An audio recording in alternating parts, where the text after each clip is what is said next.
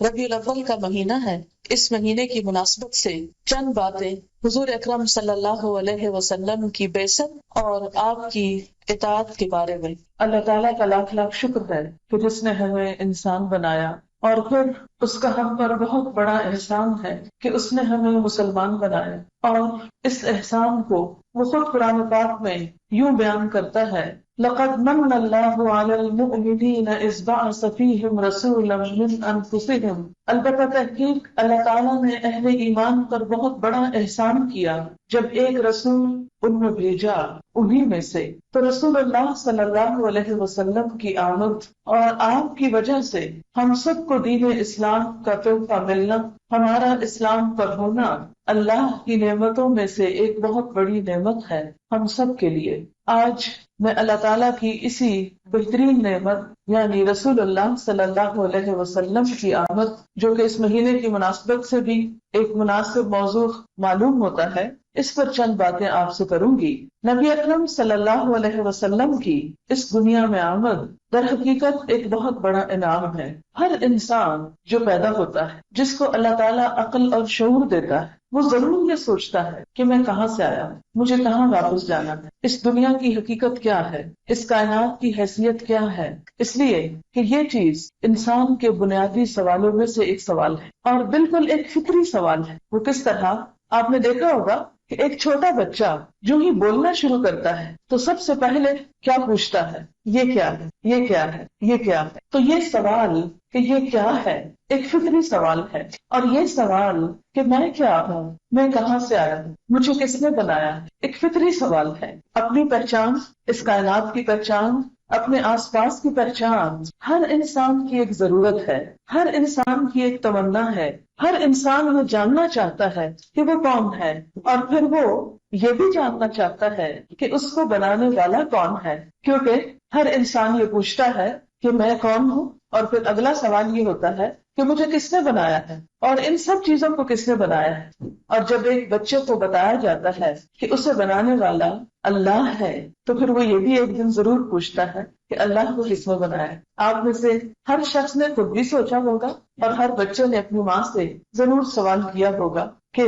ہمیں کس نے بنایا، اور اگر بتایا گیا کہ اللہ نے بنایا تو پھر اگلا سوال کہ اللہ تعالیٰ کو کس نے بنایا۔ انسان کے اندر اس دنیا کی حقیقت کو جاننے کی خواہش ہمیشہ سے رہی ہے، اور دنیا میں جتنے بھی پیغمبر آئے ہیں ان تمام نے انسانوں کو اسی حقیقت کے بارے میں آگاہ کیا ہے کہ تم دنیا میں کیوں بھیجے گئے، تم دنیا میں کیوں آئے۔ اور آپ نے دیکھا ہوگا کہ وہ قومیں اور وہ لوگ جو اس حقیقت کو نہیں مانتے یا ماننے کو تیار نہیں کہ اس کائنات کا خالق اللہ ہے، تو وہ بھی خاموشی سے بیٹھ نہیں گئے، وہ بھی کائنات کے راز کو جاننے کے لیے بے چین ہیں۔ اور آپ کو معلوم ہوگا کہ اس کائنات کی حقیقت، اس کی اوریجن، اس کی ابتدا، ان سب کو جاننے کے لیے ان سب لوگوں نے جو اللہ کو نہیں مانتے، جو اللہ کے پیغمبروں کو نہیں مانتے، جب اپنی عقل اور اپنی تحقیقات کے ذریعے اس دنیا کی حقیقت کو معلوم کرنے کی انہوں نے کوشش کی، تو ان کی یہ کوشش ان کو کتنی مہنگی پڑتی ہے، اس کا آپ اندازہ اس سے لگا سکتے ہیں کہ 10 اکتوبر 1980 کو نیو میکسیکو میں دنیا کی سب سے بڑی دوربین نصب کی گئی۔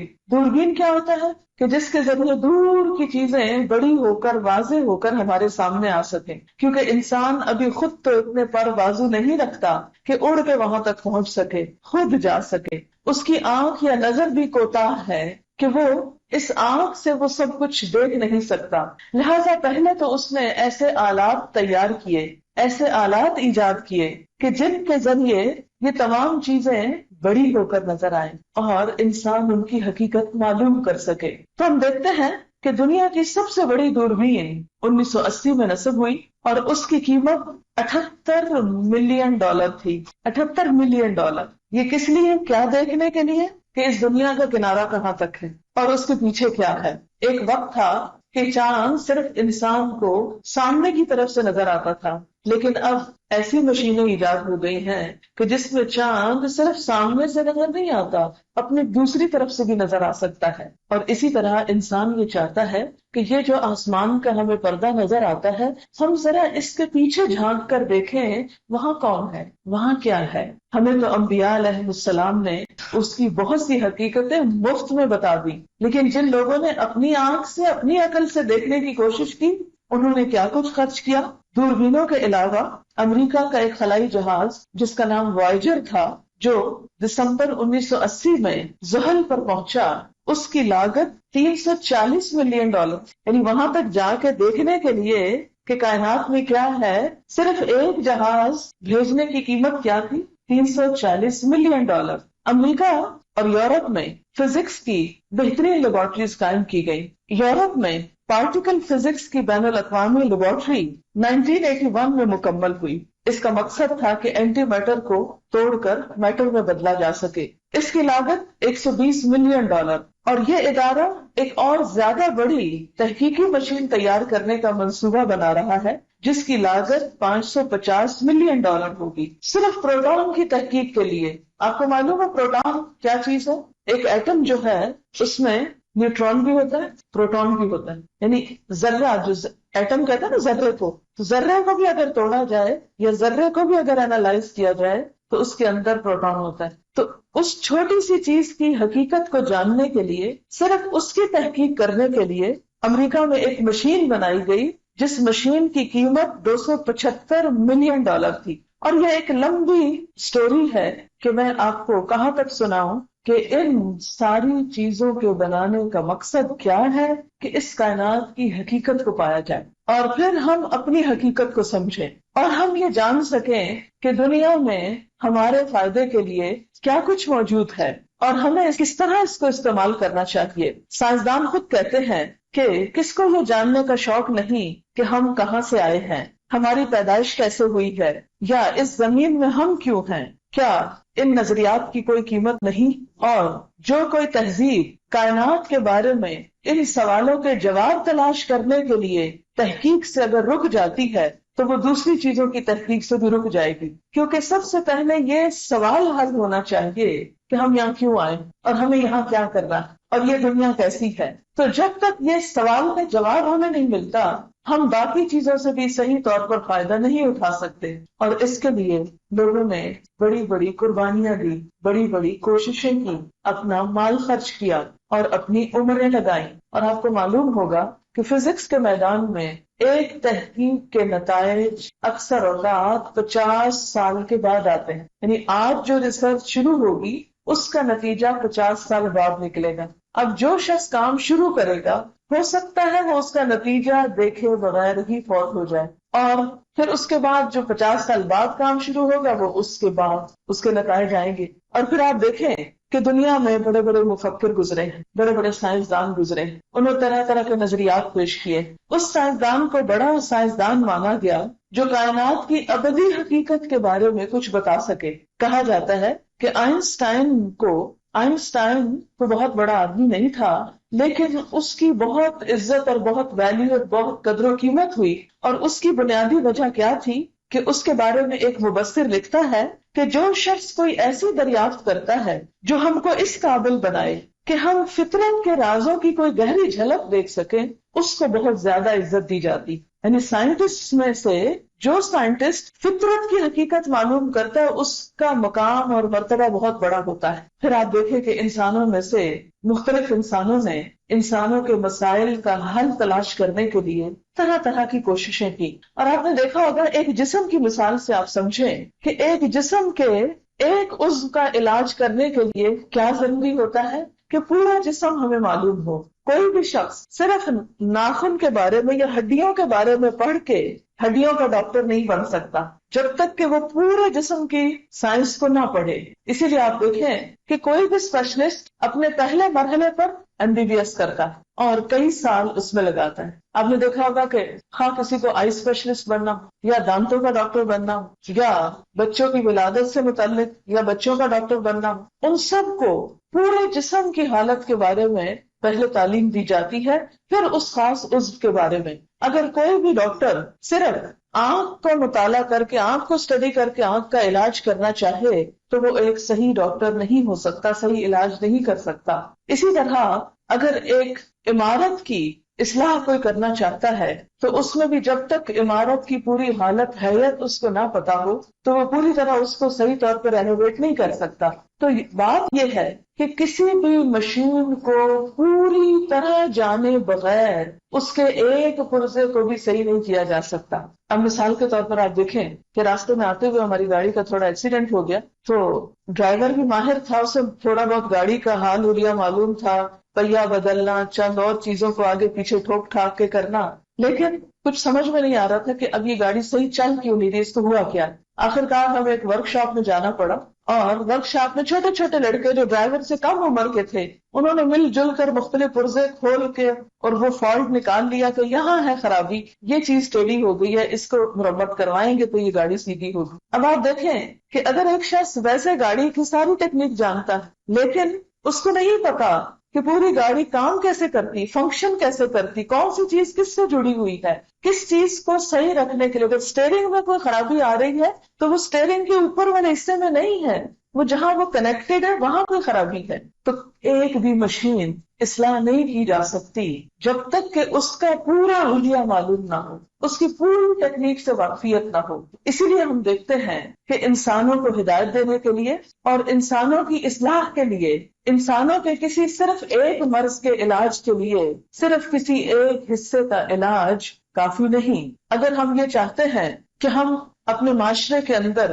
اقتصادی اصلاحات کریں تو یہ پاسبل ہی نہیں جب تک ہم پورے انسان کی سوچ، اس کے اخلاق، اس کی نفسیات، اس کے کردار، اس کے ماضی، اس کے مستقبل اور صرف ایک انسان نہیں پورے معاشرے، پورے علاقے، پوری دنیا کے تمام حالات سے آگاہ نہ ہو. اور کسی ایک انسان کے لیے یہ ساری معلومات حاصل کرنا ممکن ہی نہیں. آپ دیکھتے ہیں کہ بڑے بڑے اسکالرس اور فلاسفرس پیدا ہوئے ہیں. مثلاً ان میں کارل مارکس کا نام لیا جاتا ہے، ایک بہت بڑا فلسفی تھا. کہتے ہیں کہ اس نے زندگی میں اتنا پڑھا تھا کہ زندگی کے آخری 35 سال اس طرح گزارے کہ لندن میں برٹش میوزیم کے کتب خانے میں صبح وہ سب سے پہلے داخل ہوتا اور شام کو سب سے آخر میں نکلتا، اور 35 سال تک وہ شخص اس طرح پڑھتا رہا. اس کے باوجود جب وہ اپنی کتاب لکھنے پہ آیا تو اس کی صرف ایک والیوم شائع کر سکا، ایک جلد، اور وہ بھی صحیح مکمل طور پر اس کو ریوائز نہ کر سکا. اور ایک دن اپنے مطالعے کی کرسی پہ بیٹھا ہوا اسی کمرے میں بیٹھا بیٹھا انتقال کر گیا. 35 سال کا علم اس کے ساتھ ہی دفن ہو گیا. پھر اسی طرح ہم دیکھتے ہیں کہ بعض فلسفی جو تھے، بعض اسکالرز جو تھے، وہ اس سے بھی زیادہ وسیع معلومات رکھتے تھے. مثلا کارل مارکس کے بارے میں کہا جاتا ہے کہ اس کو 8 زبانیں آتی تھی: یونانی، اطالوی، اسپینش، جرمن، انگریزی، فرینچ، ڈچ، فریشین، اور آخری عمر میں اس نے رشین زبان بھی سیکھنا شروع کی تھی. اور ساری عمر پڑھتا ہی رہا. اقتصادیات، فلسفہ، ادب، مذہب، کوئی دنیا کا موضوع ایسا نہیں تھا کہ جس میں اس نے مطالعہ نہ کیا. جس نے 35 سال ایک کمرے میں گزارے، ہے ہم میں سے کوئی مسلمان جو 35 سال ایک کمرے میں گزارے؟ کوئی نہیں. 35 سال جس شخص نے ایک کمرے میں گزارے، پڑھ پڑھ کے لائبریریاں حفظ کر ڈالی، لیکن اس کے باوجود وہ دنیا کو جب فائدہ پہنچانے کا وقت آیا تو کچھ بھی فائدہ نہ پہنچا سکا. صرف ایک کتاب ابھی لکھی تھی اور اس میں بھی ابھی اس نے صرف جو گزشتہ دنیا کے حالات تھے ان پہ تنقید اور تبصرہ ہی کیا تھا. آگے ابھی اس نے پیش کچھ نہیں کیا کہ انسان کی مشکلات کا حل کیا ہے. یہ ہے انسان کی کوشش، انسان کا علم، انسان کی حقیقت. تو یہ عام انسانوں کی بات نہیں ہو رہی، یہ بڑے بڑے انسانوں کی جنہوں نے دنیا کی تاریخ کا رخ موڑا اور جنہوں نے بڑے بڑے نظام پیش کیے، ان کی بات ہو رہی. اور آپ کو معلوم ہے کہ اس وقت دنیا میں یہ کوششیں ہو رہی ہیں کہ جس طرح کڈنی ٹرانسپلانٹ ہوتی ہے، آنکھیں ٹرانسپلانٹ ہوتی، ہارٹ ٹرانسپلانٹ ہوتا ہے، اسی طرح اب یہ کوشش کی جا رہی ہے کہ جب کوئی سائنسدان بوڑھا ہو جائے تو اس کی گردن اتار کے کسی نوجوان کھلاڑی کی گردن کی جگہ بدل دی جائے کہ جسم تو موسٹ ایکٹیو ہو اور دماغ اس کا وہ 90 سال کے تجربات والا ہو. اور لٹرلی اس پہ تجربات ہو رہے ہیں اور کہا جاتا ہے کہ باقی تجربہ کامیاب ہے. صرف یہ کہ یہ جو ریڑھ کی ہڈی کا جو فلوئڈ ہے یہ نہیں ابھی جوڑ رہا، باقی چیزیں جو ہیں، باقی ہڈیاں اور مسلز اور یہ ساری چیزیں جوڑ لی ہیں انہوں نے، لیکن آپ کو معلوم ہے کہ برین کے ساتھ جب تک اس کا کنیکشن نہ ہو ریڑھ کی ہڈی کا پراپرلی، تو پورے جسم کے جو فنکشنز ہیں وہ صحیح طور پر کام نہیں کر سکتے. لیکن انہوں نے کہا کہ اس پر بھی ہم راضی ہیں کہ اگر ایک شخص ہاتھ پاؤں نہیں ہلا سکتا یا زیادہ ایکٹیولی جسم سے کچھ نہیں کر سکتا، تو ایٹ لیسٹ وہ جو اس کا دماغ پچھلے سائنسدان کا یہ استعمال کرے گا اور اس کے بعد مزید یہ علم حاصل کرے گا تو ہمیں زیادہ بہتر طور پر بتا سکے گا کہ انسان کو کیا کرنا چاہیے. یہ پینسلوینیا ہے شاید ایک علاقہ جس کے پٹسبرگ اس کا ایک شہر ہے جس میں دنیا کا سب سے مشہور انسانی اعضاء کے ٹرانسپلانٹ کا مرکز ہے اور جہاں پر ایسی کوششیں بھی کی جا رہی ہیں. اب آپ دیکھیں کہ انسان جب اللہ تعالیٰ کی وحی سے منہ موڑتا ہے اور اس وحی سے منہ موڑ کے خود انسانوں کے حالات جان کے تجربے اور علم اور مشاہدے کی روشنی میں اس کائنات کی حقیقت کو سمجھنا چاہتا ہے، اس دنیا کی معرفت کو پانا چاہتا ہے، تو پھر یہ ایسے کام کرتا ہے اور اس کے باوجود وہ انسانوں کو کچھ زیادہ فائدہ نہیں دے سکتا. جیسے کہ پہلے میں نے بات کی تھی نا کہ ایک مشین کو جب تک پورا نہ جانے، ایک جسم کو جب تک پورا نہ جانے تو ایک دانت کا علاج نہیں کر سکتے آپ. بالکل اسی طرح کوئی انسان، کیونکہ انسان کے علاوہ اور مخلوق کا کیا نام لینا، بھینسوں سے یا گدھوں سے تو توقع نہیں کہ وہ انسان کے لیے کوئی قانون ضابطہ بنائیں گے، انسان ہی بنائیں گے نا. اور انسانوں میں بھی ذہین ترین انسانوں کا یہ حال ہے. جب کوئی انسان اپنے ماضی اور مستقبل کے بارے میں بھی پوری طرح نہیں جانتا، اس کائنات کے ماضی اور مستقبل کے بارے میں نہیں جانتا، وہ کیسے بتا سکتا ہے کہ انسان کے لیے فائدے کی چیز کیا ہے اور نقصان کی چیز کیا ہے؟ وہ انسان کو کوئی اچھا قانون یا نظام کہاں سے دے سکتا؟ نہیں دے سکتا. اس لیے کہ اس کا علم، اس کا تجربہ، اس کا مشاہدہ سب کچھ محدود ہے. اس کے لیے ہمیں ضرورت پڑتی ہے کہ ہم کسی اور ہستی سے رجوع کریں جس کا علم بھی مکمل ہو. ابھی میں نے بات کی نا کہ ایک پروٹون کی تحقیق کے لیے اتنی قیمتی مشین، کئی ملین، $275 ملین کی مشین لگائی گئی ہے. تو اسی سے اندازہ لگائیں، وہ جو آیت الکرسی میں آتا نا وَلَا يُحِيطُونَ بِشَيْءٍ مِّنْ عِلْمِهِ إِلَّا بِمَا شَاءَ، کہ لوگ اللہ کے علم میں سے کچھ بھی احاطہ نہیں کر سکتے مگر جتنا وہ خود چاہتا. ایک پروٹون کی تحقیق تو ابھی تک وہ کر نہیں سکا، اپنے بارے میں کیا جانے. اور سائنسدان اس بات کا اعتراف کرتے ہیں کہ جو ہماری معلومات میں اضافہ ہوتا ہے، یوں محسوس ہوتا ہے کہ ہماری جہالت اور بڑھ رہی، ہمیں اپنی جہالت کا اور زیادہ اعتراف ہوتا ہے. تو ایسی حالت میں جبکہ ہم اس قدر کمزور چیز ہیں، اس قدر تھوڑا علم رکھنے والے ہیں، ہم اپنے فائدے، اپنے بھلے، اپنے مستقبل کے لیے کیسے کوئی اچھی چیز لا سکتے ہیں؟ کیسے ڈیسائیڈ کر سکتے ہیں کہ کون سی چیز ہمارے فائدے کی ہے اور کون سی چیز ہمارے نقصان کی ہے؟ اس کے لیے ہمیں کیا کرنا پڑے گا؟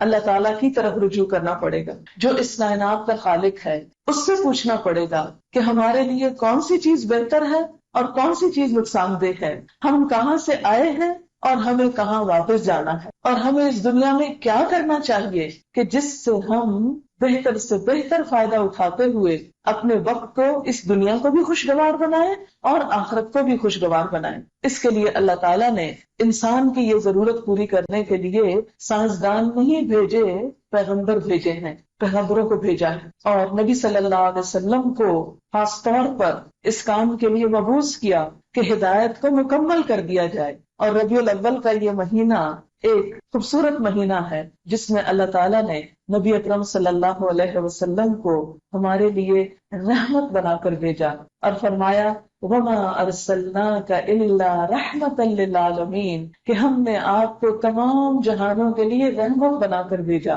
لَقَدْ مَنَّ اللَّهُ عَلَى الْمُؤْمِنِينَ إِذْ بَعَثَ فِيهِمْ رَسُولًا مِّنْ أَنفُسِهِمْ يَتْلُو عَلَيْهِمْ آيَاتِهِ وَيُزَكِّيهِمْ وَيُعَلِّمُهُمُ الْكِتَابَ وَالْحِكْمَةَ وَإِنْ كَانُوا مِنْ قَبْلُ لَفِي ضَلَالٍ مُّبِينٍ. اللہ تعالیٰ کا ایمان والوں پر بڑا ہی احسان ہے. اللہ تعالیٰ اس بات کو احسان قرار دیتے ہیں، اے ایمان والو تم پر ایک بہت بڑا احسان ہے. کیا؟ اذ بعث فیہم رسولا منہم، جب اس نے ایک رسول بھیجا جو انہی میں سے ہے، یعنی ایک انسان کو منتخب کیا کہ جو اسی معاشرے سے تعلق رکھتا ہے. اور وہ کیا کرتا ہے؟ یتلو علیہم آیاتہ، ان پر اللہ کی آیات پڑھ کر سناتا ہے. ویزکیہم، اور ان کا تزکیہ کرتا ہے. ویعلمہم الکتاب والحکمہ، اور انہیں کتاب اور حکمت کی تعلیم دیتا ہے. وَإِن كَانُوا مِن قَبْلُ لَفِي ضَلَالٍ مُّبِينٍ، اور بے شک اس سے پہلے وہ کھلی گمراہی میں مبتلا تھے۔ تو اس سے کیا پتہ چلتا ہے کہ نبی صلی اللہ علیہ وسلم کی تعلیمات سے ہٹ کر لوگ بھٹک رہے تھے، بھولے ہوئے تھے۔ آپ کو معلوم ہے کہ دلال کا معنی عربی زبان میں صرف گمراہ ہونا نہیں ہے، دلال کا معنی عربی زبان میں بھٹکنا، حیران پریشان ہونا۔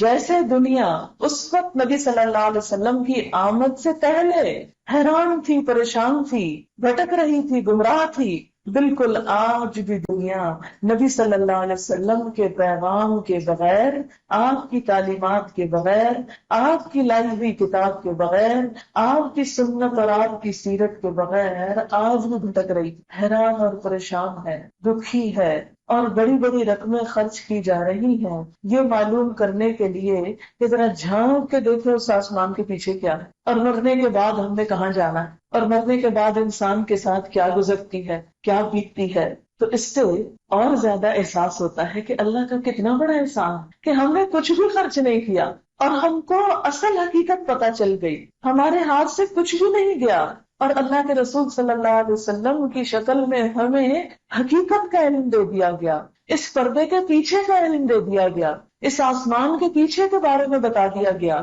خود نبی صلی اللہ علیہ وسلم کو ساتوں آسمانوں کی سیر کرائی گئی، معراج کروائی گئی، آپ کی آنکھوں سے وہ سب کچھ دکھا دیا گیا، اور آپ کا اس پر 1 روپیہ بھی خرچ نہیں آیا۔ جب براق کے اوپر اللہ تعالیٰ نے جبریل علیہ السلام کے ذریعے آسمانوں تک آپ کو پہنچایا تھا، آپ کو ابھی میں نے بتایا نا، ایک وائجر کے لیے کئی ملین ڈالر خرچ کیے گئے جو جا کے زحل کی حالت معلوم کرے، اور اللہ کے رسول صلی اللہ علیہ وسلم کو وہاں پر پہنچایا گیا بغیر کسی مادی رقم کے خرچ کیے۔ کیا یہ اللہ کا ہم سب پر احسان نہیں؟ ہم کتنی خوش قسمت قوم ہیں، کتنی خوش قسمت امت ہیں کہ ہمارے پاس اللہ کے رسول صلی اللہ علیہ وسلم کی سیرت اور سنت محفوظ ہے۔ آپ کو شاید اس بات کا اندازہ نہیں کہ وہ قومیں جو اس حق کے پیغام کے بغیر زندگی بسر کر رہے ہیں، وہ لوگ جو دین سے منہ موڑ کے زندگی بسر کر رہے ہیں، وہ کتنی ہلاکت، کتنی مصیبت، کتنی پریشانی اور کتنے دکھ کا شکار ہے۔ آپ کو شاید پہلے بھی میں نے بتایا ہو، اسکینڈینیوین کنٹریز میں دنیا کی مادی ضرورت ہر عیش و عشرت کی انتہا ہے کہ سویڈن اور ناروے وغیرہ جو ممالک ہیں، اس میں کچھ افغانی، جب یہ افغان جہاد ہو رہا تھا تو یہاں سے کچھ افغانیوں نے پناہ لینے کے لیے ناروے اور سویڈن وغیرہ چلے گئے، تو انہوں نے وہاں سے پھر رابطہ کر کے یہاں پر بتایا کہ کس طرح ان کو کیا کچھ ملا ہے، حالانکہ وہ یہاں ایک دوسرے ملک کے لوگ تھے۔ جب انہیں پناہ دی گئی تو انہوں نے بتایا کہ اگر کسی کے 5 بچے ساتھ تھے تو 5 کمروں کا گھر اس کو ملا، 3 بچے ساتھ تھے تو 3 کمروں کا گھر۔ ایئرپورٹ سے جو گاڑی لینے کے لیے گئی وہ گاڑی ان کی ذاتی گاڑی قرار پائی، اور اس کے علاوہ عیش و عشرت کا ہر سامان، ٹیلی ویژن، فریج، ہر وہ چیز جس کی انسان تمنا کرتا ہے وہ ان اپارٹمنٹ سے وہ پہلے سے ہی موجود تھی۔ جیسے آج کی دنیا میں کوئی دنیاوی سہولتوں کی کیا تمنا کر سکتا ہے، وہ ساری تمنائیں اس ملک میں ہر انسان کی پوری ہوتی۔ پھر سیکس کے معاملے میں اتنی آزادی ہے کہ باپ اگر بیٹی سے کچھ کرنا چاہے، بیٹی باپ سے،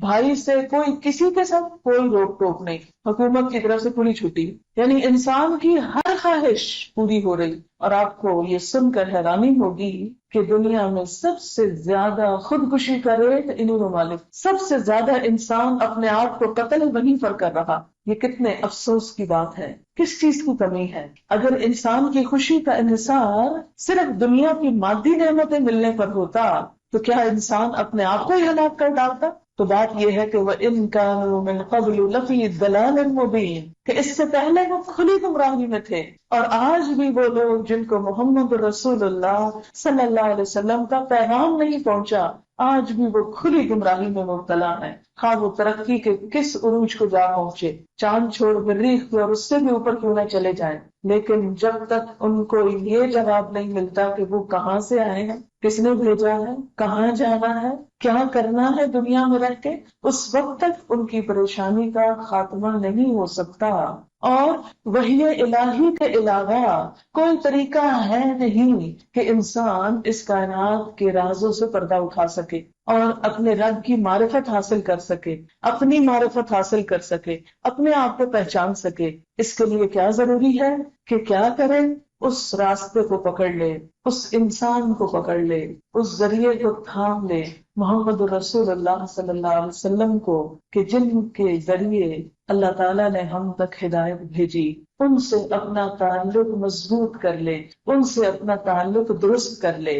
اور جب تک آپ صلی اللہ علیہ وسلم سے ہمارا تعلق صحیح بنیادوں پر استوار نہیں، اس وقت تک ہمیں ہدایت حاصل ہو ہی نہیں سکتی. ہمارے معاشرے میں دو ایکسٹریمز ہیں. ہمارے معاشرے کے اندر کیا ہے؟ دو انتہائیں ہیں. ایک انتہا کیا ہے کہ جس میں حضور صلی اللہ علیہ وسلم کی ضرورتیں محسوس نہیں کی جاتی. وہ کہتے ہیں قرآن ہمارے لیے کافی ہے، اور وہ قرآن کو اپنی عقل سے من مانے مطلب پہنانا چاہتے ہیں، کبھی ڈکشنری کی مدد سے، کبھی کسی اور چیز سے. ان کے نزدیک حدیث اور سیرت کا کوئی مقام نہیں، کوئی ضرورت ہی نہیں. وہ سمجھتے ہیں شاید وہ اپنی عقل کے ساتھ وہ ساری گتھیاں سلجھا لیں گے کہ جو انہیں سلجھانی چاہوں. یہ ایک انتہائی رویہ ہے، اس لیے کہ ہم نے صرف لا الہ الا اللہ نہیں پڑھا، محمد الرسول اللہ بھی پڑھا ہے. اور جب تک ہم محمد الرسول اللہ کو نہ مانے، صلی اللہ علیہ وسلم کو اپنا رہبر، اپنا رہنما، اپنا محبوب، اپنا نبی تسلیم نہ کریں،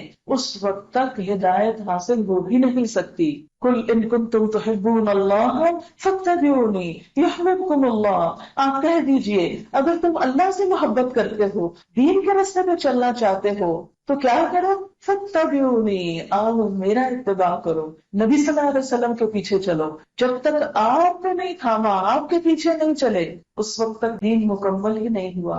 وہ بھی بھٹکے ہوئے ہیں. اس لیے کہ جو ہمیں وہاں تک پہنچانے والا ہے، جو ہمارا رہنما ہے، گائیڈ ہے، اس کو چھوڑ کے ہم اپنی مرضی کا راستہ اختیار کر رہے ہیں. بھلا منزل تک کیسے پہنچیں گے؟ پہنچ سکتے بھی نہیں. کوئی بھی شخص اگر کسی سڑک پر گاڑی لے کر نکل جائے اور کہے میں اسلام آباد جا رہا ہوں، بس میں پہنچ جاؤں گا اس لیے کہ میرے پاس گاڑی بھی ہے، میں ڈرائیونگ بھی جانتا ہوں، اور میں سڑک پر بھی چلا رہا ہوں اور میں پہنچ جاؤں گا. نہیں، جب تک کہ وہ اسلام آباد کی سڑک نہ لے، اور وہ سڑک لینے کے بعد بھی جب تک وہ مائل سٹونز نہ دیکھتا چلا جائے، اس وقت تک وہ منزل تک نہیں پہنچ سکتا. میں عموماً ایک مثال دیا کرتی ہوں کہ اگر کوئی شخص 4 گھنٹے اپنے ہی شہر میں گاڑی دوڑا کر گھر پہنچ جائے تو کیا وہ منزل پہ پہنچ سکے گا؟ کیا وہ سمجھے گا کہ میری منزل آ گئی؟ کبھی نہیں. رات ہمارے ساتھ ایسے ہوا، تقریباً 3-4 گھنٹے ایئرپورٹ پہ آنے جانے میں، گھومنے پھرنے میں ہم نے لگا دی، اور آخر گھر جا کے بیٹھ گئے تو فلائٹ کینسل ہو گئی. تو میں ہنس رہی تھی بیٹھ کے کہ یہ مثال میں عموماً لوگوں کو دیتی تھی کہ 4 گھنٹے اپنے شہر میں پھرنے سے دوسرا شہر نہیں آتا. اس کے لیے ضروری ہے کہ اس شہر کی سڑک اختیار کی جائے.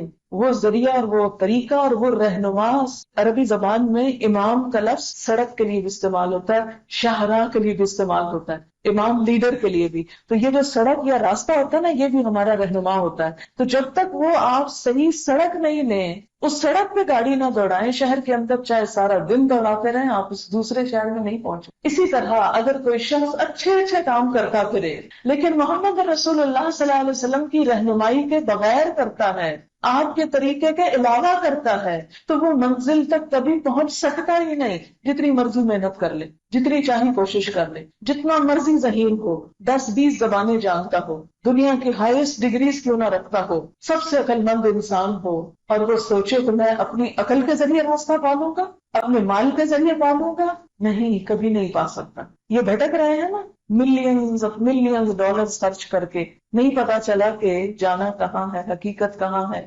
انجام کیا ہے ہمارا، اور ہمیں اس انجام کو سامنے رکھ کے یہاں کیا کرنا چاہیے. تو جس طرح یہ نہیں پہنچے، اگر کوئی بھی انسان یہی طریقہ اختیار کرے گا تو اصل منزل کامیابی کو نہیں پہنچ سکتا. جتنے بھی لوگ یہاں پر موجود ہیں اس نقطے کو اچھی طرح سمجھ لیں کہ جب تک محمد الرسول اللہ صلی اللہ علیہ وسلم کا دامن نہیں تھامو، آپ کو اپنا رہنما نہیں بنائے، آپ کو نہیں پکڑے، اس وقت تک جنت تک پہنچنا محال، اللہ کی رضا کو پانا محال، ناممکن.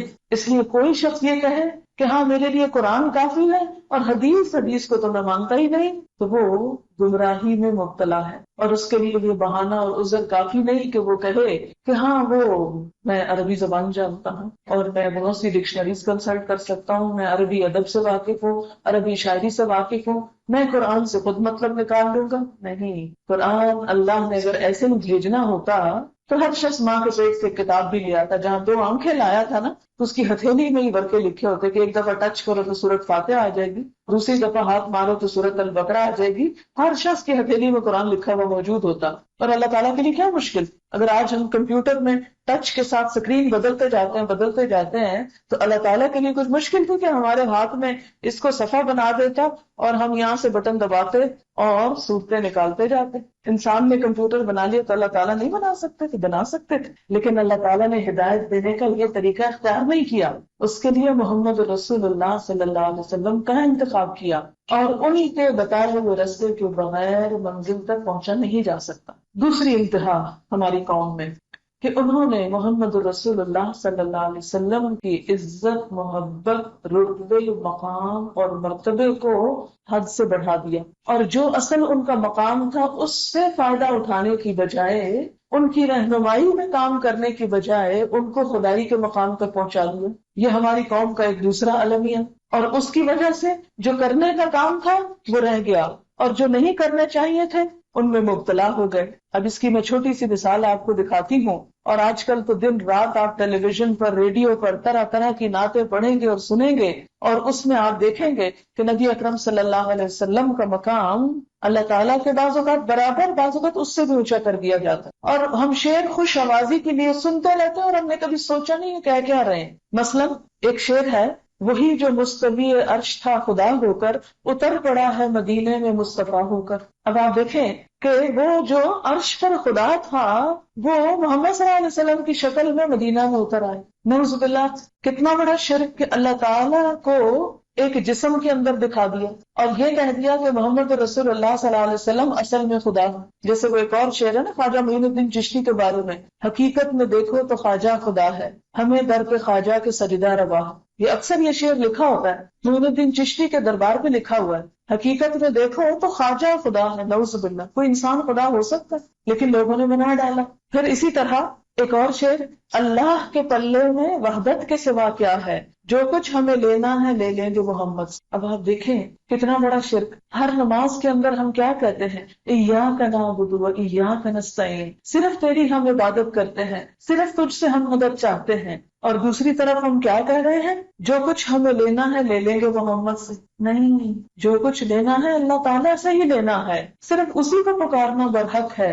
لہو دعوت الحق، صرف اسی کو پکارنا، اسی سے مدد مانگنا درست ہے. اللہ کے سوا کسی دوسرے سے مدد مانگنا شرک ہو جاتا ہے. ہر نماز میں ہم کہتے ہیں ایاک نعبد و ایاک نستعین، صرف تیری ہم عبادت کرتے ہیں، صرف تجھ سے ہم مانگتے ہیں، صرف تجھ سے مانگتے ہیں. تو اگر کوئی شخص یہ کہے کہ یا رسول اللہ صلی اللہ علیہ وسلم آپ ہمیں رزق دیں، آپ ہماری مشکل آسان کریں، تو یہ کیا ہو جائے گا؟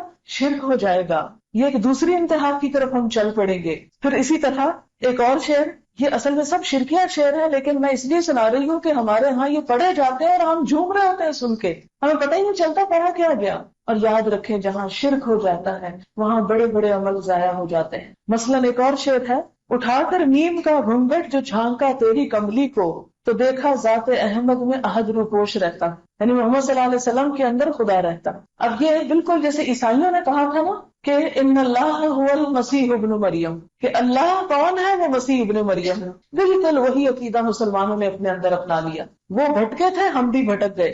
اللہ تعالیٰ نے ہمیں ہر نماز میں سکھایا غیر المغضوب علیہم ولا الضالین، کہ نہ ایسے لوگوں میں جن پہ اللہ کا غضب ہوا فیصلہ چاہیے اور نہ گمراہ ہونے والوں کا، لیکن ہم گمراہ ہونے والی قوموں کے پیچھے چل پڑے. پھر اسی طرح ایک اور جگہ پر، مشکل جو آ پڑی کبھی تیرے ہی نام سے ٹلی، یہ حضور صلی اللہ علیہ وسلم کو خطاب ہے. مشکل کشا ہے تیرا نام، نبیوں کے سرور و امام. اسی طرح ایک اور شعر میں نے کہیں سنا تھا کسی مجلس میں، تو وہ خاتون نعت پڑھ رہی تھی تو اس میں وہ یہ شعر پڑھ رہی تھی، ہر مکان سے بالا میٹھے نبی کا روزہ، ہر مکان سے بالا میٹھے نبی کا روزہ.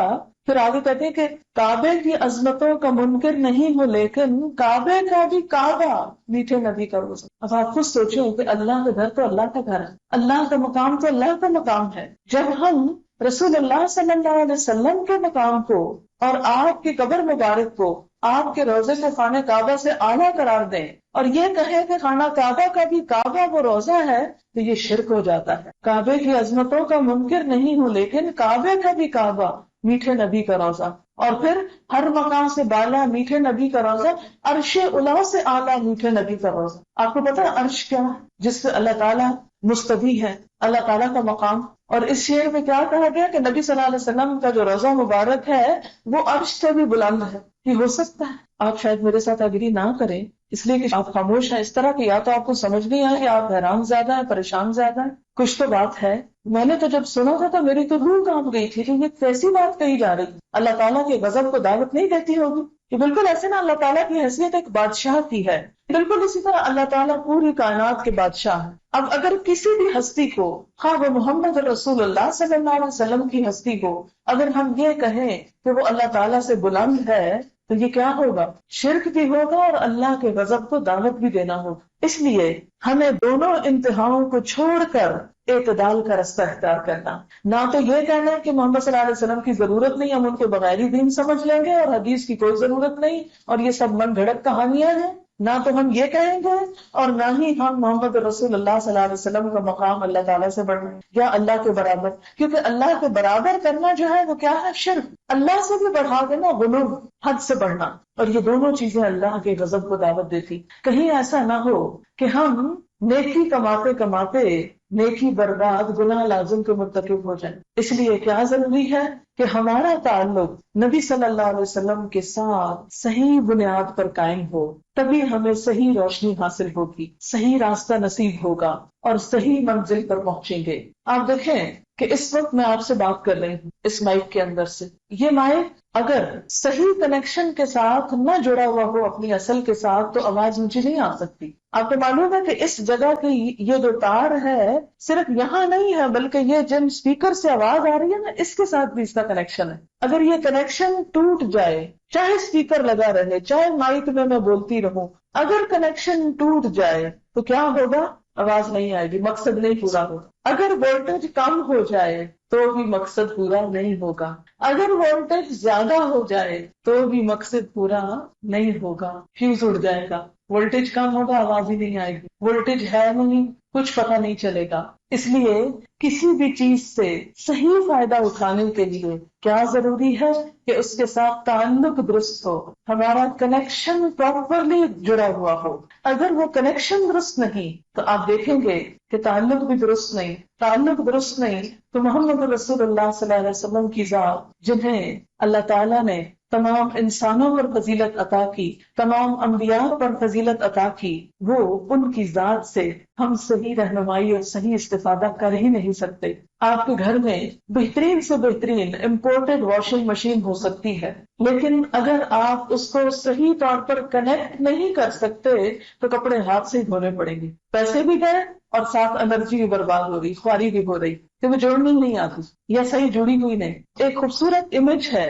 ایک خوبصورت ہستی ہے جس کو ہم اڈور کر رہے ہیں، جس سے محبت کے دعوے کر رہے ہیں، جس کا نام لینے کے لیے ہم ایک رنگین مجلس بھی سجا لیتے ہیں، طرح طرح کی جھنڈیاں بھی لگا لیتے ہیں، عطر کی بارش بھی کرتے ہیں، پھولوں کی پتیاں بھی نچھاور کرتے ہیں، لیکن تعلق صحیح نہیں رکھتے. اب جب تعلق صحیح نہیں تو نہ آپ صلی اللہ علیہ وسلم ہم سے خوش اور نہ ہماری زندگی میں وہ بہار جو آپ صلی اللہ علیہ وسلم لے کر آئے. اس لیے نہایت ضروری ہے کہ قرآن اور سنت کی روشنی میں آج ہم یہ بات طے کریں کہ ہمارا تعلق آپ کے ساتھ کیا ہونا چاہیے، کیسا ہونا چاہیے، تاکہ ہم آپ کے طریقے پر چل کر اللہ کے پسندیدہ ترین انسان بن سکیں. کیونکہ محمد رسول اللہ صلی اللہ علیہ وسلم اللہ کے پسندیدہ ترین انسان تھے. اللہ تعالیٰ نے ہمارے لیے فرمایا لَقَدْ كَانَ لَكُمْ فِي رَسُولِ اللَّهِ أُسْوَةٌ حَسَنَةٌ، تمہارے لیے اللہ کے رسول صلی اللہ علیہ وسلم کی زندگی میں بہترین نمونہ ہے.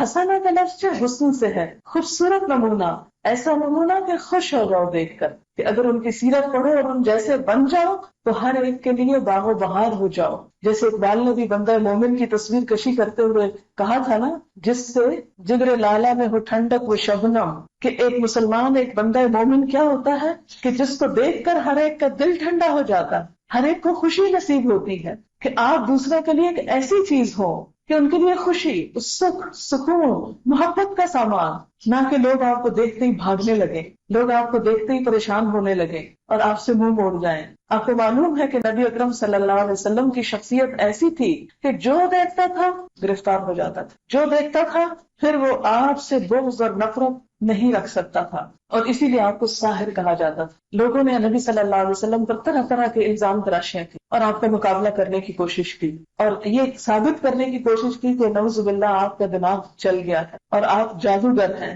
اور کبھی کاہن اور کبھی شاعر کہتے کہ شاعری کے ذریعے لوگوں کو متاثر کر لیتے ہیں، لیکن دراصل وہ آپ کے اخلاق کا کمال تھا۔ قرآن خود بتاتا ہے انک لعلی خلق عظیم، بے شک آپ اخلاق کی بلندیوں پر فائز ہیں۔ ما انت بنعمت ربک بمجنون، آپ اپنے رب کی نعمت سے مجنون نہیں ہیں۔ تو وہ خوبصورت ترین نمونہ، وہ اخلاق کی بلندیوں پر فائز ہستی، ہم اس کی امت ہیں۔ ہم خوش قسمت ہیں کہ ان کی لائی ہوئی کتاب بھی محفوظ، ان کی سنت بھی محفوظ، ان کی سیرت بھی محفوظ۔ آپ کو معلوم ہوگا کہ اس صدی میں بھی بے شمار غیر مسلم ایسے ہیں کہ جنہوں نے ایمان نہ لانے کے باوجود نبی صلی اللہ علیہ وسلم کی بے پناہ تعریف کی ہے۔ بہت سے ہندوؤں نے آپ کی شان پہ نعتیں کہی ہیں۔ آپ کو وہ مشہور کتاب کا تو پتہ چلا ہی ہوگا، اب تو کئی سال ہو گئے اس کتاب کو، مائیکل ایچ ہارٹ کی کتاب ہے The Hundreds۔ اس نے 100 لوگوں کے حالات زندگی کو جمع کیا اور یہ ثابت کیا کہ سب سے بڑا انسان کون ہے، اور آپ کو معلوم ہے اس میں محمد رسول اللہ صلی اللہ علیہ وسلم نمبر 1 ہے۔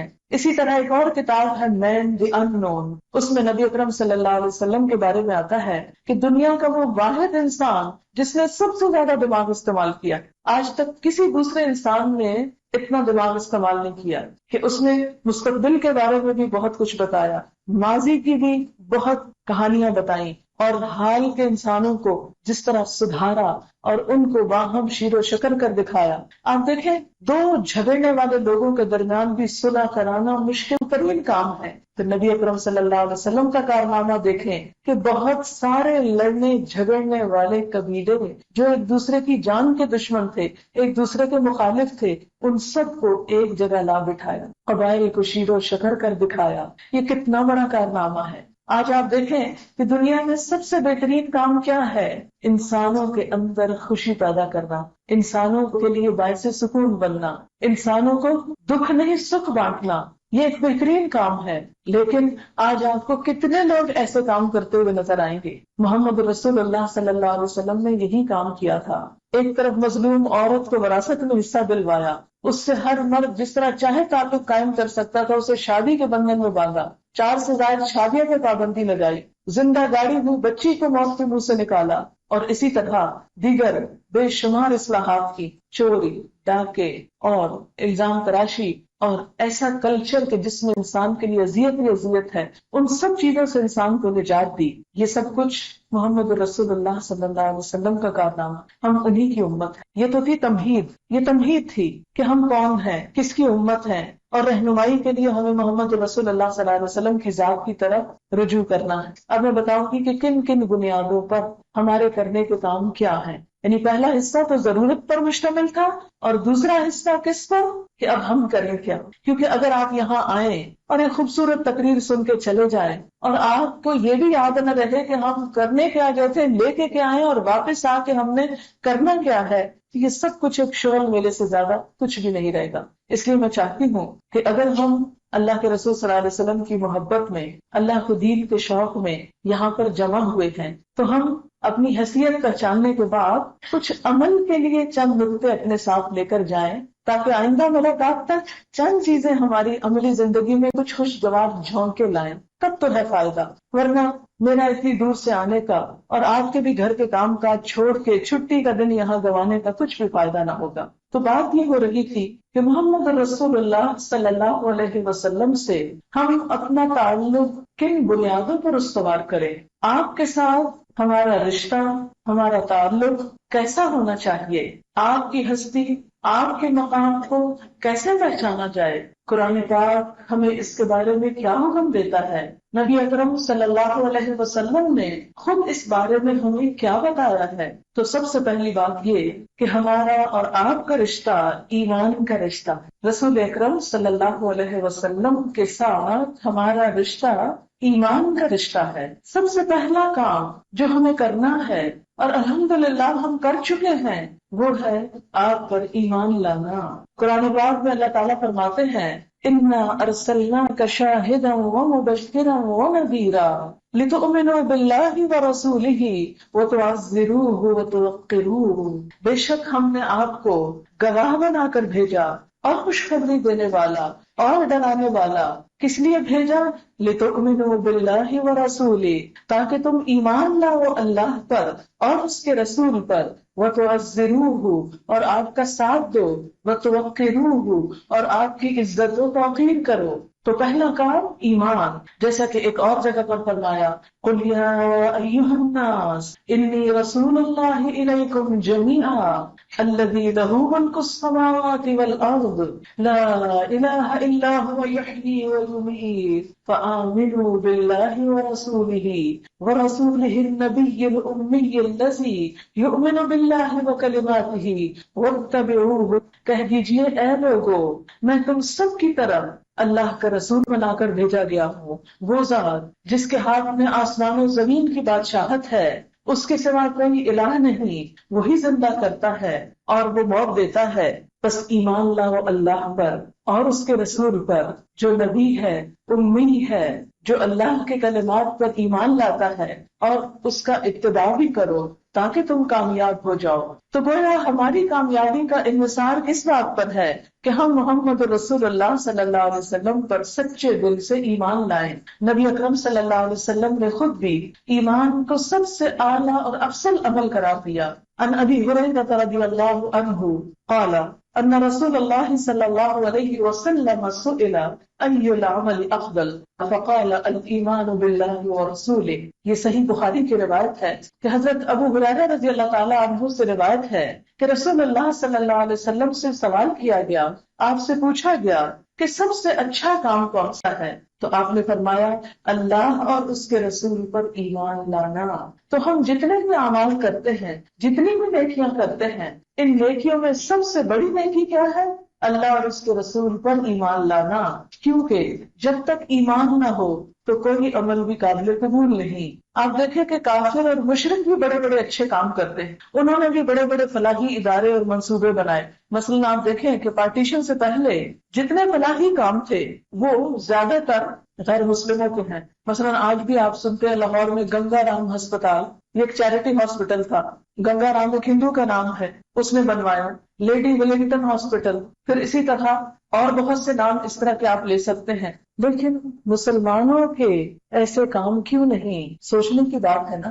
حالانکہ مسلمان تو اللہ پر ایمان لاتے ہیں اور ان کو معلوم ہے کہ اگر ہم اللہ کی راہ میں 1 روپیہ بھی خرچ کریں گے تو اس کا یقینی طور پر ہمیں صلہ ملے گا. لیکن افسوس کے ساتھ یہ کہنا پڑتا ہے کہ امت محمد صلی اللہ علیہ وسلم نے اپنی آخرت پر روپیہ خرچ کرنے کی بجائے اپنی صرف دنیا کی عیش و عشرت اور دنیاوی زندگی کو ہی اپنا ہدف اور اپنی منزل اور اپنا مقام سمجھ کر وہ سب کچھ یہیں پر لگا دینا چاہا. آپ دیکھیں کہ نبی اکرم صلی اللہ علیہ وسلم کے زمانے میں آپ حالانکہ ایک تاجر تھے اور بہت کامیاب ترین تاجر تھے. آپ کی بیوی حضرت خدیجہ رضی اللہ تعالی عنہا مکے کی مالدار ترین خاتون تھی. ایسا نہیں تھا کہ آپ کو غریب فقیر اٹھ کر کھڑے ہو گئے تھے اسلام کی دعوت دینا. نہیں، جب آپ نبی بنے تو اس وقت جو اسلام کی تعلیم آپ نے دینا شروع کی تو آپ مکہ کے مالدار لوگوں میں شمار ہوتے تھے. لیکن آپ کا سارا مال اسلام کی تبلیغ، اسلام کی خدمت میں صرف ہو گیا. حتیٰ کہ حالات یہاں تک پہنچے کہ جب جنگ خندق ہوئی تو آپ پیٹ پر 2 پتھر باندھ کر خندق کھود رہے تھے، اسلام کی خدمت کر رہے تھے، مسلمانوں کا دفاع کر رہے تھے، مدینہ کو بچا رہے تھے کہ جس طرف سے دشمن کے آنے کا خطرہ تھا ان کے لیے آگے خندق بنا رہے. وہ سارا مال کہاں گیا، کدھر گیا، کس کام میں لگا؟ دنیا نہیں، آخرت بنانے میں. اور آپ صلی اللہ علیہ وسلم نے اپنی امت کے بارے میں یہی خدشہ اور خطرہ محسوس کیا تھا کہ میں اپنے پیچھے سب سے زیادہ خطرناک چیز جو سمجھتا ہوں اپنی امت کے لیے وہ مال کا فتنہ، کہ وہ مال جب اس کے پاس آئے گا تو وہ اس میں اتنی غرق ہو جائے گی، اتنی مہر ہو جائے گی کہ اس کو آخرت بھول جائے گی. اور جب تک انسان کے سامنے آخرت نہ ہو وہ بڑے بڑے کام کر ہی نہیں سکتا. وہ نیکی کے کام کر نہیں سکتا، اس لیے کہ وہ ایک ایسا ہلا دینے والا زلزلہ ہے، ایک ایسی یقینی چیز ہے کہ جس کو جتنا یقین ہو جائے اس کی زندگی میں اتنی ہی تبدیلی آ جاتی، اس کے تو اندر باہر کے احساسات، جذبات، عمل، گفتگو، ہر چیز بدل جایا کرتی ہے۔ آپ دیکھیے مثلاً اس وقت آپ اس ہال کے اندر ہیں، یہاں پنکھے بھی لگے ہوئے ہیں، لائٹس بھی ہیں، وہ پیچھے رنگ برنگی مچھلیاں آپ کو تیرتی ہوئی نظر آ رہی ہیں، مختلف خوبصورت بنانے کی چیزیں بھی آپ کو دائیں بائیں نظر آ رہی ہیں، اور آپ ایک کمفرٹیبل ماحول میں موجود ہیں، اور آپ کے آس پاس آپ کی دوست، رشتے دار، عزیز، بہنیں، ایک مجلس ہے، ایک اچھی جگہ ہے، آپ کا دل لگا ہوا ہے یہاں۔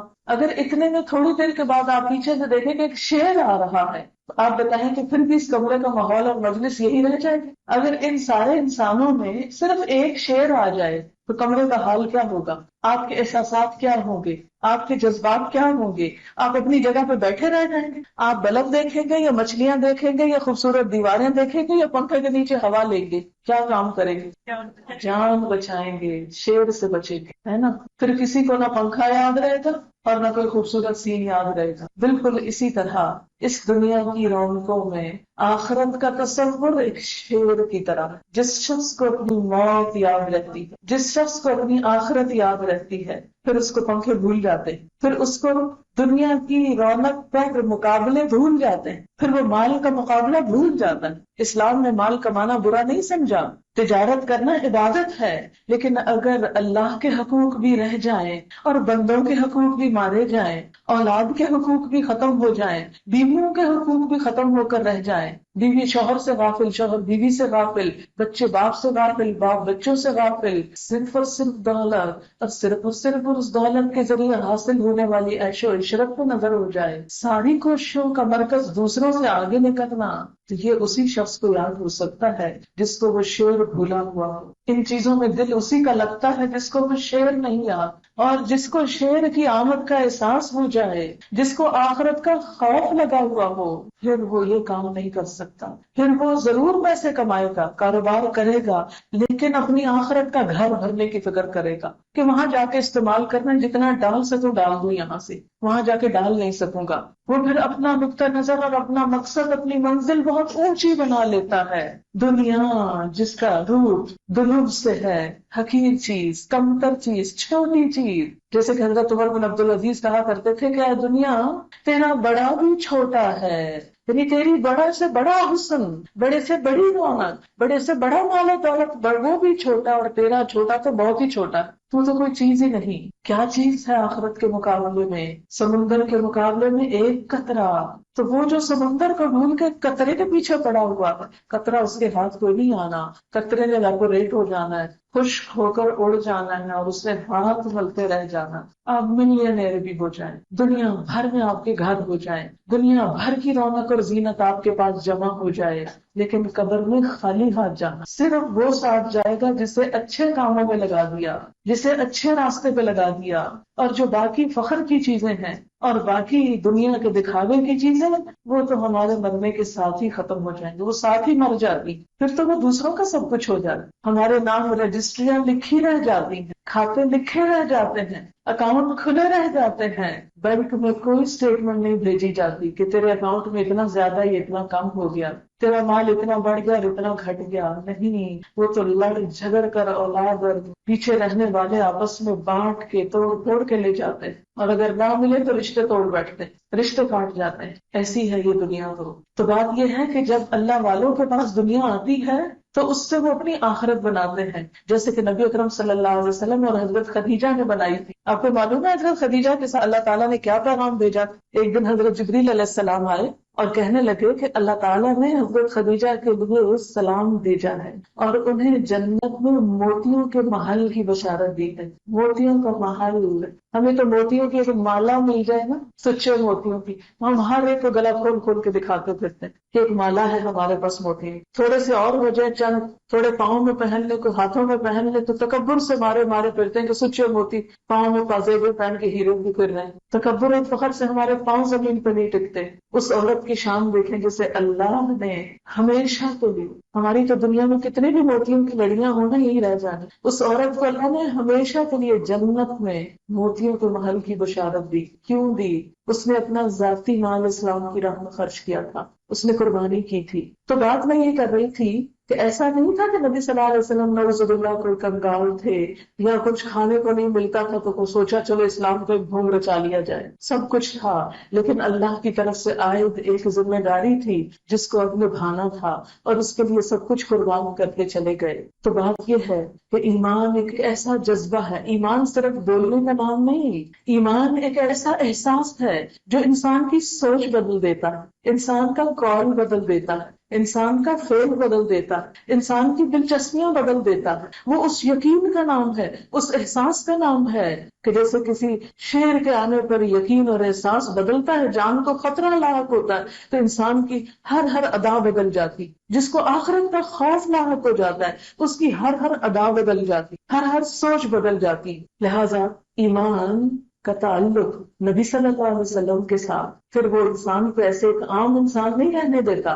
پھر چین سے بیٹھنے والا وہ انسان نہیں بن سکتا، وہ صرف دنیا کی رونق اور زینت میں کھب کے نہیں رہ سکتا، وہ اس دنیا کو اپنی منزل نہیں بنا لیتا، وہ تو پھر کہیں اور دیکھتا ہے. جیسے ایک صحابی نے کہا تھا نا، حضور صلی اللہ علیہ وسلم سے پوچھا کہ ایک شخص نے کہ اگر میں ایمان لے آؤں اور اللہ کی راہ میں مارا جاؤں تو مجھے جنت ملے گی؟ آپ نے فرمایا یقینی طور پر ملے گی. تو کھجوریں کھا رہا تھا، کھجوریں کھاتے کھاتے پھینک دی. کہا مجھے اس کے پیچھے جنت کی خوشبو محسوس ہو رہی ہے، میں اب دنیا میں نہیں رہ سکتا، اور جا کے جان بازی سے لڑتے لڑتے جان دے دی. آج ہم تو تھوڑا سا وقت دینے کو تیار ہیں. آئے چھٹی کا دن، کیا کریں؟ چھٹی کا دن صرف آپ کے لیے چھٹی کا دن نہیں، میرے لیے بھی چھٹی کا دن ہے، لیکن مسلمان کے لیے کوئی چھٹی کا دن نہیں ہوا کرتا. وہ تو چھٹی کے دن اور زیادہ کام کرتا ہے، اس لیے کہ وہ شکر کرتا ہے کہ دنیا کے ہنگاموں سے تھوڑی سی فرصت ملے کہ میں اپنی آخرت بنا لوں، مجھے دنیا سے تھوڑی سی چھٹی ملے کہ میں آخرت بنا لوں، نہ کہ اور تھوڑی سی دنیا بنا لوں. نہیں، لہذا